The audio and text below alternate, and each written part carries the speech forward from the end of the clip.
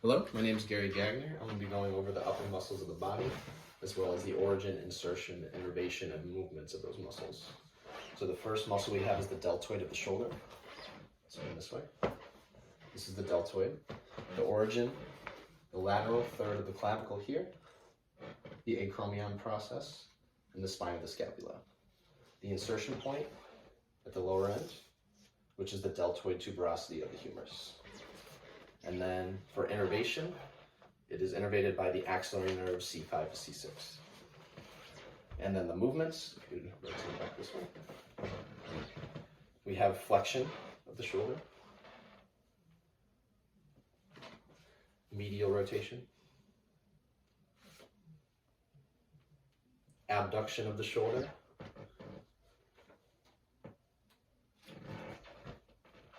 and extension, and then lateral rotation of the shoulder.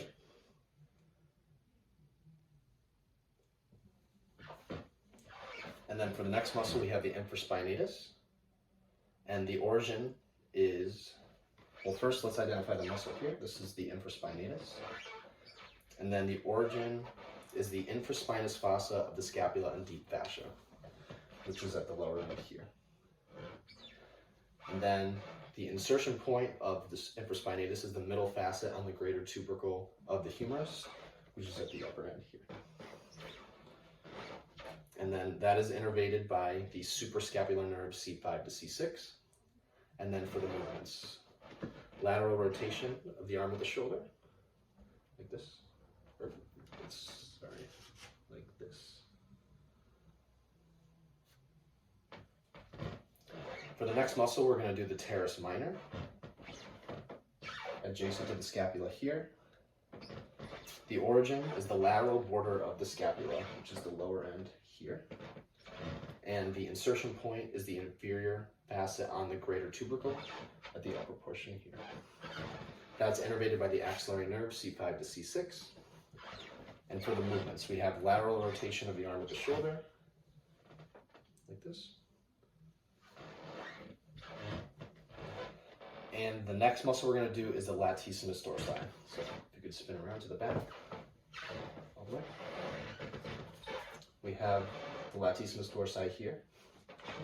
And for the origin points, we have the spinous process of T7 to T12, the thoracolumbar fascia, the iliac crest, and the last 3 to 4 ribs. And here are the points of origin here. Spinous process of T7 to T12, thoracolumbar fascia, and the last 3 to 4 ribs. And the insertion point is the humerus, which is at the upper end where it's going to attach to your arm.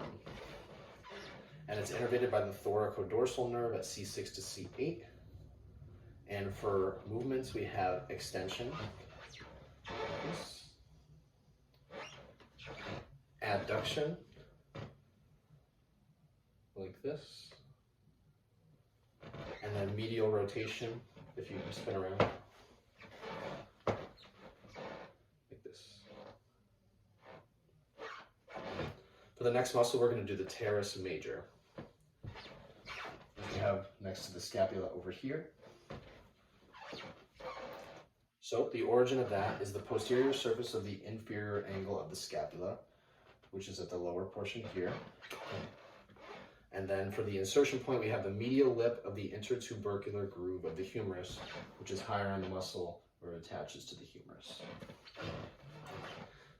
And then we have the innervation of that nerve, which is the lower subscapular nerve C5 to C6. And for movements of the teres major, we have arm extension and medial rotation of the shoulder.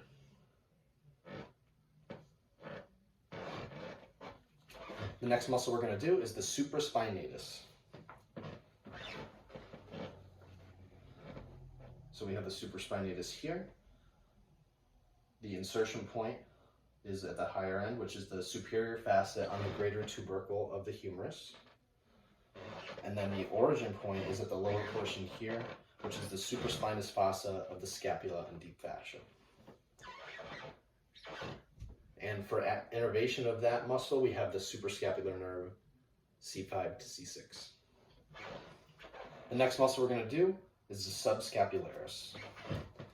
Here, along with the scapula. The origin point is here, which is the subscapular fossa. And then the insertion point is the lesser tubercle of the humerus, which is up and to the right, up towards the lateral direction. And it is the lesser tubercle of the humerus. And it's innervated by the upper and lower subscapular nerves, C5 to C6. And for movements, we have medial rotation of the arm at the shoulder, like this. And also adduction. We start here and we come this way. The next muscle we're going to do is the levator scapula, which is up near the neck. The origin is the subscapular fossa. The transverse process of C1 to C4, which is at the higher end here. And then the insertion point is lower down here, which is the superior angle of the scapula. It's innervated by C3 and C4 and the dorsal scapular nerve. For movements of the levator scapula, we have elevates the scapula, which is this, like shoulder shrugs. And then the next muscle we're going to do is the rhomboids, which is going to be on your back. So if we could turn around. So we have, again, the rhomboids. So the origin of the minor rhomboid is the nuchal ligament and spinous processes of C1 to C7, which are here more towards the spine. And then the insertion of the minor rhomboid is more lateral, which is the medial border of the scapula. And then for the major rhomboids, the origin point is the spinous process of T2 to T5. And for movements of the rhomboids, we have retraction of the scapula, which is depression,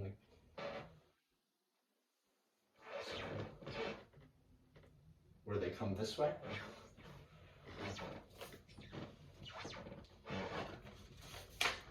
For the next muscle, we're going to do the serratus anterior. So if we could turn back around, please. The origin of the serratus anterior. First, we're going to identify where the serratus anterior is, which is right about here, right below the pectoral muscle. The origin is the lateral surface of the upper 8 ribs, more towards the medial direction of the ribs. And then the insertion point is the medial border of the scapula, which is more towards the back. Identify right here. And it's innervated by the long thoracic nerves, C5 to C7. For movements of the serratus anterior, we have protraction of the scapula. This is where shoulders are moved forward like this.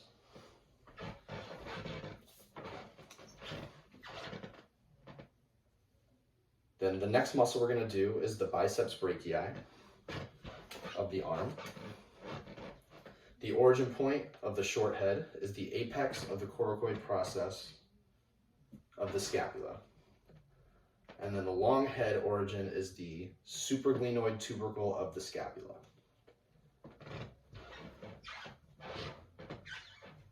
So for the insertion point, it is the tuberosity of the radius and fascia of the forearm via bicipital aponeurosis towards the elbow. And then the origin points for the short head and the long head are up in the superior portion of the biceps brachii. And the innervation of that muscle, the biceps brachii, is the musculocutaneous nerves, C5, C6, and C7. For movements of the biceps brachii, we have supinates the flexed forearm. So if you're in a prone position, you supinate. It flexes the forearm at the elbow.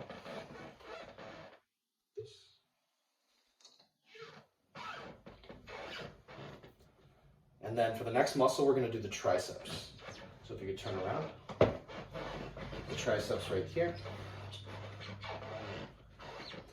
So for the origin, we have the infraglenoid tubercle of the scapula, which is at the top of the triceps here, along with the posterior humerus and the posterior surface of the humerus inferior to the radial groove.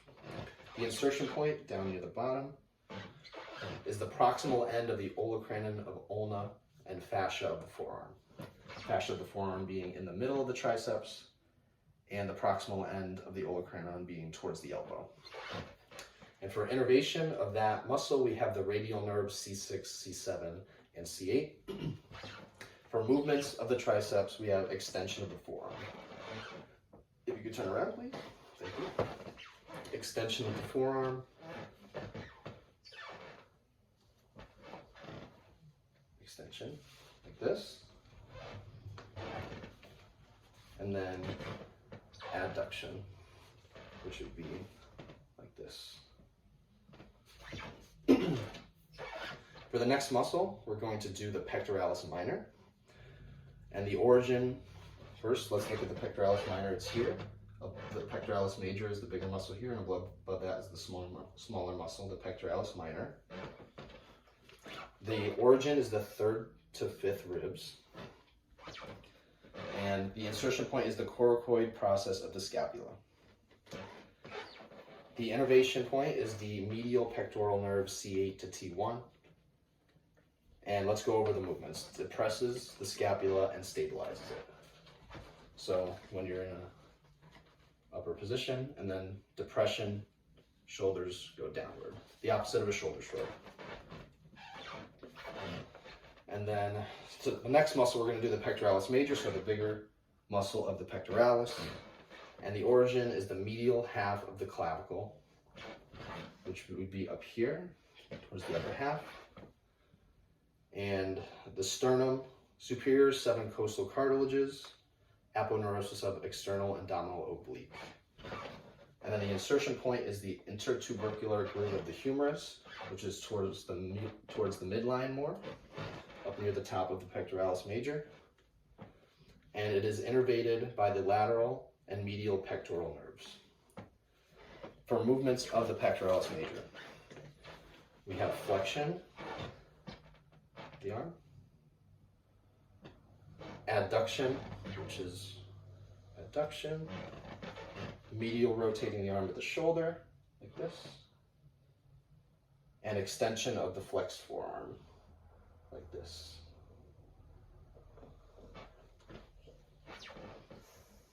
So for the next muscle, we're going to do the anconeus, which is near the elbow. If you turn, pronate your hands, meaning do this. In. Thank you. So the anconeus is near the elbow here. The origin is the lateral epicondyle of the humerus, which is slightly above here on the elbow. And right below that is the insertion point, which is the lateral surface of the olecranon and superior part of the posterior surface of the ulna. And it's innervated by the radial nerves C5, C6, and C7. And for movements of the anconeus, extending the elbow,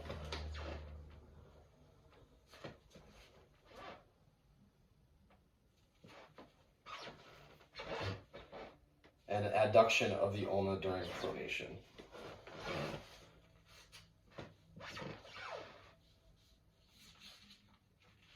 Like this.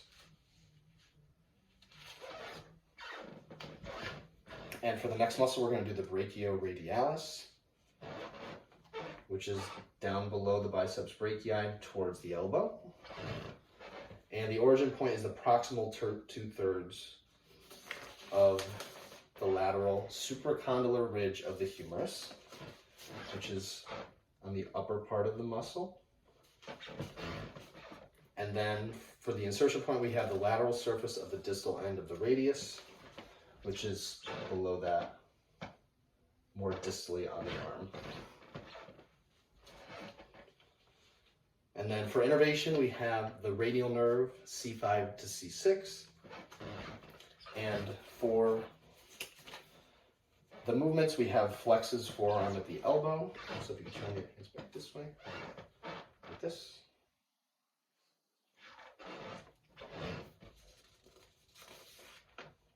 For the next muscle, we're going to do the brachialis. The brachialis is right here. And the origin is the distal half of the anterior humerus, which is on the superior part of the muscle.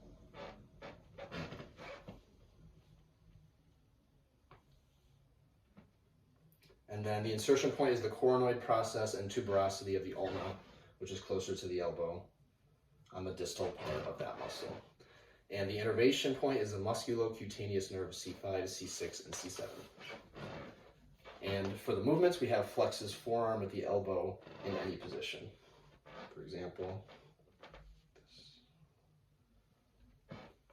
And for the final muscle, we have the trapezius. So if you turn around. The traps right here, trapezius. The origin of that is the medial third of the superior nuchal line, external occipital protuberance, nuchal ligament, and spinous processes of C7 to T12. The origin points right here. And then for the insertion, we have the lateral third of the clavicle, acromion, and spine of the scapula, which would be more laterally on the body over here. And for innervation of that muscle, we have the accessory nerve and C3 to C4. For movements, we have elevation. So if you turn around. Elevation of the shoulders, like this. Retraction of the shoulders, moving your shoulders backwards. And that is all the muscles. Thank you very much.